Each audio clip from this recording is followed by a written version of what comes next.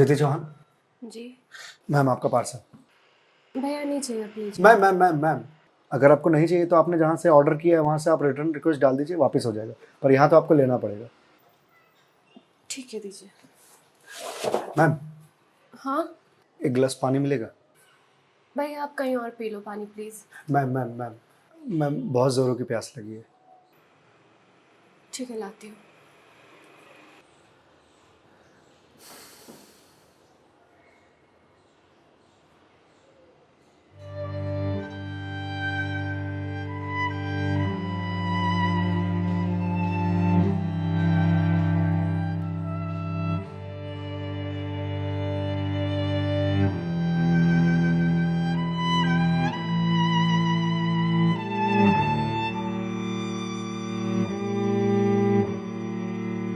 लीजिए लीजिए भैया, देख क्या रहे हैं?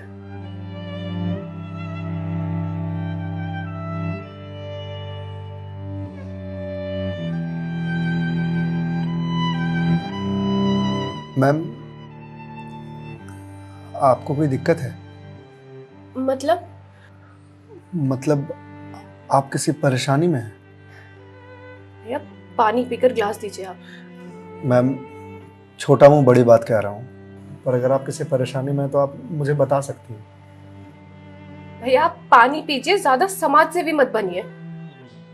मैम दुख बांटने से कम होता है।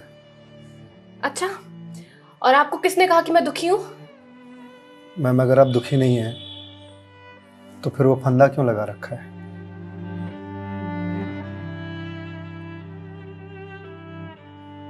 मैम मैंने सुना है खुशियां बांटने से बढ़ती हैं और दुख बांटने से कम होता है। मैम बड़े से बड़ा दुख कम हो जाता है अगर आपके पास कोई सुनने वाला हो। मैम प्लीज़ मैम रोइए मत मैम।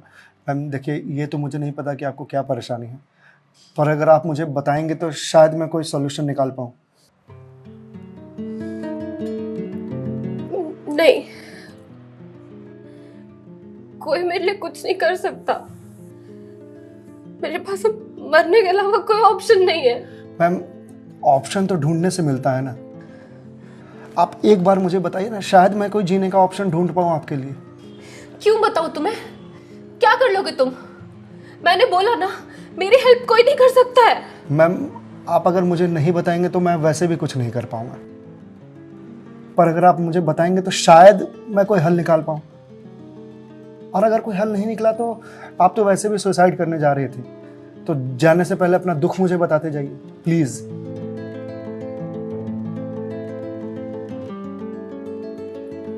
Please ma'am.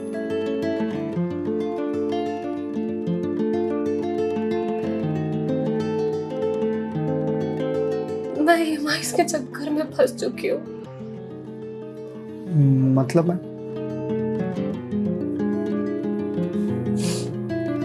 कुछ साल पहले एक कोर्स के लिए मैंने लोन लिया था, फिर उसके कुछ वक्त के बाद एक और लोन, और ये लोन का सिलसिला यूं ही चलता गया।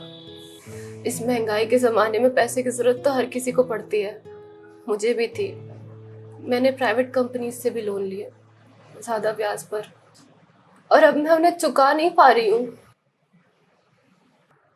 क्यों मैम, आपके पास जॉब तो होगी ना? जॉब थी, पर मैं जिस कंपनी में जॉब करती थी उस कंपनी ने मुझे ये कहकर टर्मिनेट कर दिया कि फाइनेंशियल लॉस के कारण वो मुझे और मुझ जैसे कुछ एम्प्लॉयज को सैलरी नहीं दे सकते। तो मैम आप किसी और कंपनी में ज्वाइन कर लो, बहुत सारी कंपनीज हैं यहाँ तो। तुम्हें क्या लगता है मैंने अप्लाई करने का ट्राई नहीं करा होगा? जॉब नहीं खोजी होगी? बहुत की थी, पर इस रिसेशन के जमाने में जॉब मिलना कितना मुश्किल है ये तुम जैसे डिलीवरी बॉय को क्या पता।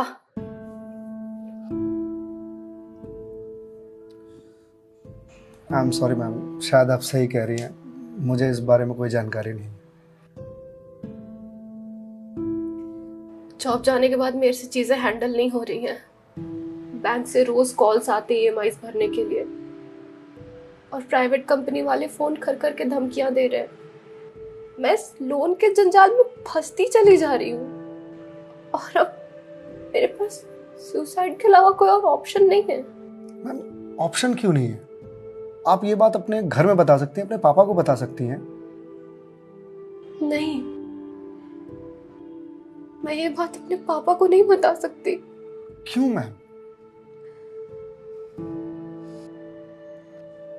मेरे पापा रिटायर हो चुके हैं, उनके ऊपर पहले से घर की बहुत रिस्पॉन्सिबिलिटीज है। वो मेरी शादी के लिए पैसे भी जोड़ रहे हैं। मैं उनसे किस मुंह से पैसे मांगू? मुझे पढ़ाने के लिए, बाहर भेजने के लिए उन्होंने ना जाने रिश्तेदारों से कितने ताने सुने होंगे। और अब जब मैं उन्हें ये जाकर बोलूंगी तो लोग क्या कहेंगे? मैम पैसे आपको अपने पापा से मांगने हैं या लोगों से? पापा से लेने हैं। तो फिर अब लोगों का क्या है? लोगों का तो काम है कहना, वो तो कहते रहेंगे। पर मैं किस मुंह से जाके अपने पापा को ये बोलूं? किस मुंह से मांगू पैसे उनसे? जिस उम्र में मुझे उनका बोझ उतारना चाहिए, सहारा बनना चाहिए, उस उम्र में मैं उन पे ही बोझ बनूं?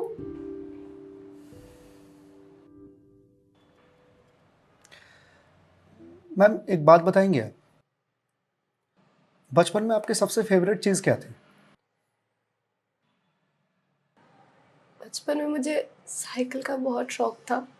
तो मैम आपको साइकिल किस एज में मिली थी? यही कोई 8 साल की होंगी मैं। तो साइकिल तुरंत मिल गई थी आपको? नहीं, पापा तो मान ही नहीं रहे थे। बोल रहे थे गिर जाएगी, चोट लगा लेगी। तो फिर कैसे साइकिल मिली? बहुत जिद की थी मैंने, बहुत। खाना पीना सब छोड़ दिया था। तो मैम साइकिल के लिए जो जिद किया आपने, तो शर्म आई होगी आपको? तो मुझे मुझे क्यों शर्म आएगी? पापा है वो मेरे, उनसे जिद नहीं करूंगी तो किससे जिद करूंगी? तो मैम जब बचपन में साइकिल के लिए जिद करने में शर्म नहीं आई तो अब क्यों आ रही है? मैम अभी आपने कहा कि आपके पापा आपकी शादी के लिए पैसे जोड़ रहे हैं और आप तो यहाँ सुसाइड कर रही हो, तो वो उन पैसों का क्या करेंगे? या उन्हें ये जानकर बहुत खुशी होगी कि उनकी बेटी ने शादी का बोझ हल्का कर दिया उनके सिर पर से। मैम आपको मालूम है हमारे जनरेशन की दिक्कत यही है कि हम अपने आप को इतना बड़ा समझ लेते हैं कि हम अपने पेरेंट्स से ही अपनी बात छुपाने लगते हैं। कभी ये कहकर कि पापा मम्मी नहीं समझेंगे, या कभी ये कहकर कि मैं उन्हें परेशान नहीं करना चाहती, या कभी ये कहकर कि हम दोनों की सोच नहीं मिलती है।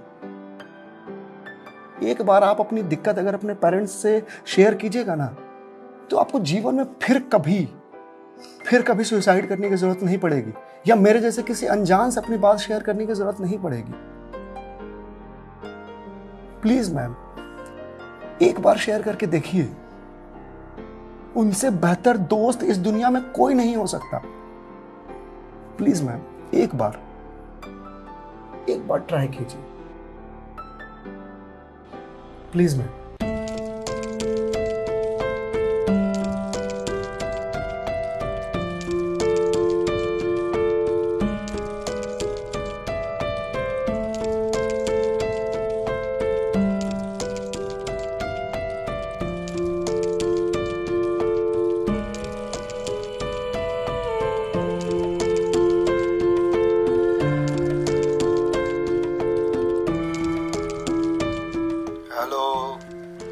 हेलो पापा।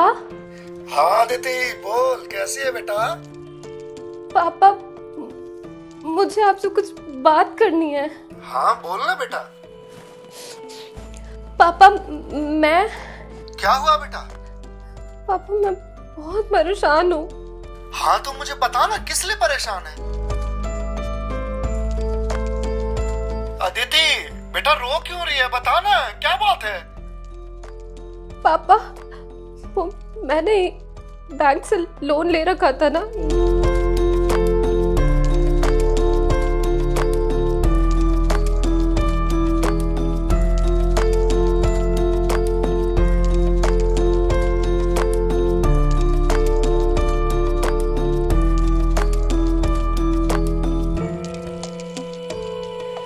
देख बेटा जो हो गया सो हो गया, तू चिंता मत कर, मैं हूं ना, जिंदा है, मैं काम करता हूँ, मैं कल ही तेरे पास आता हूँ, तो बिल्कुल भी चिंता मत कर। हाँ पापा, आप प्लीज आ जाइए। देखा मैं, आपके पापा आपके एक फोन पर यहाँ आने को तैयार हो गए और आप इतने दिनों से अकेले सफर कर रहे थे। मैम, मम्मी पापा से बढ़िया दोस्त कोई हो ही नहीं सकता। आप एक बार उन्हें दोस्त बना करके तो देखिए। आप सही कह रहे हैं भैया, मम्मी पापा से अच्छा दोस्त कोई नहीं हो सकता है। Thank you. It's okay ma'am, ये लीजिए क्लास। वंस अगेन भैया, thank you so much. It's okay ma'am, bye. Ma'am, जी मेरे पास आपके लिए कुछ है, यहीं रुकिएगा, मैं थोड़ी देर में आता हूँ।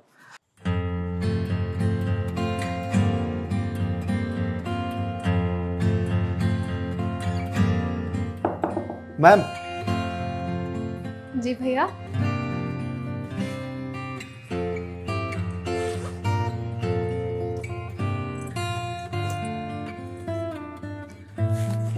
मैम, ये आपके लिए। भगवत गीता? जी मैम। मैम, 2020 का साल मेरे लिए बहुत बुरा था।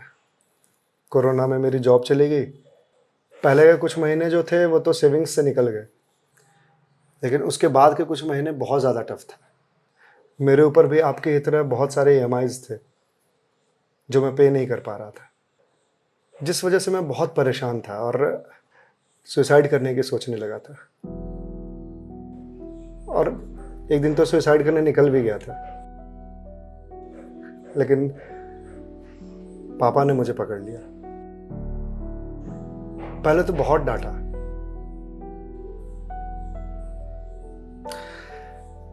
फिर उसके बाद सीने से लगा करके कहा कि तू चिंता क्यों करता है, मैं हूं ना। उन्होंने ही मेरे सारे बिल्स पे किए और उसके बाद ये भगवत गीता दिया मुझे और बोला, बेटा जीवन में जब भी कोई परेशानी आए, किसी चीज का हल ना मिले तो ये पढ़ लेना। इसमें जीवन की सारी परेशानियों का हल तुझे मिल जाएगा। और मैम, वो दिन है और आज का दिन है। आज जिस कंपनी से मैं आपको डिलीवरी करने के लिए आया हूं वो मेरी ही कंपनी है।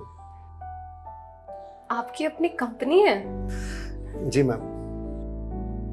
कोरोना के बाद मैंने अपना स्टार्टअप शुरू कर दिया था जॉब जाने के बाद, क्योंकि जॉब मिल ही नहीं रही थी।